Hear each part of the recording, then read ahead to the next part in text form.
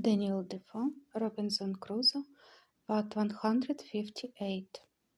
He told me, "Go fetch more boat." So away he went like the wind, for sure never man or horse ran like him. And he had the other canoe in the creek almost as soon as I got to it by land. So he wafted me over and then went to help our new guests out of the boat, which he did, but they were neither of them able to walk, so that poor Friday knew not what to do. To remedy this, I went to work in my third and calling to Friday to bid them sit down on the bank while he came to me, I soon made a kind of hand barrow to lay them on, and Friday and I carried them both up together upon it between us.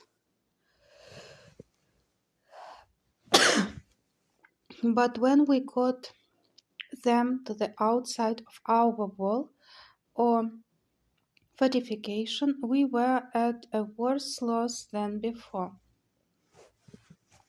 for it, for it was impossible to get them over, and I was resolved not to break it down. So I set to work again, and Friday and I, in about 2 hours' time, made a very handsome tent, covered with old sails, and about that with boughs of trees, being in the space without our outward fence, and between that and the grove of young wood which I had planted. And here we made them 2 beds of such things as I had, viz. Of good rice, straw, with blankets laid upon it to lie on, and another to cover them on each bed.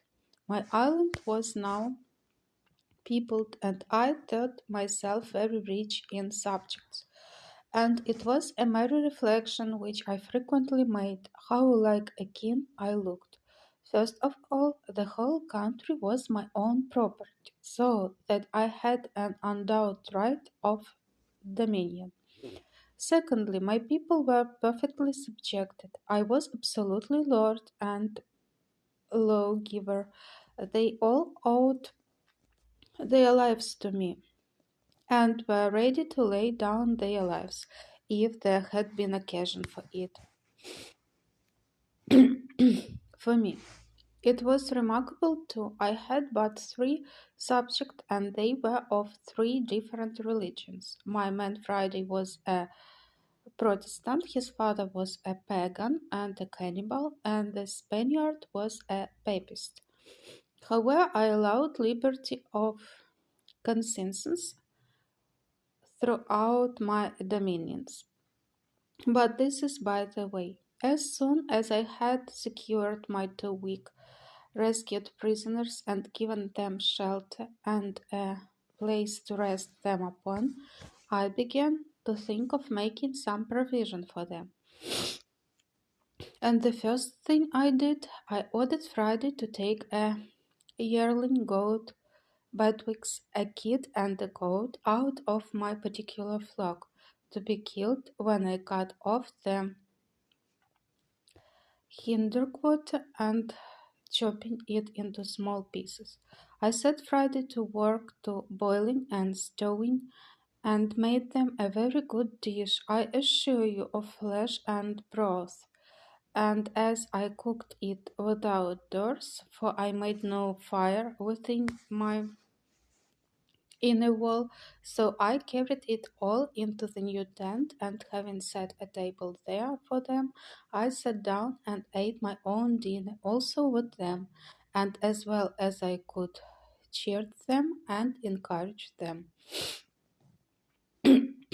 Friday was my interpreter, especially to his father, and indeed to the Spaniard too, for the Spaniard spoke the language of the savages pretty well. After we had dined, our rather supped, I ordered Friday to take one of the canoes and go and fetch our muskets and other firearms, which for want of time we had left upon the place of battle.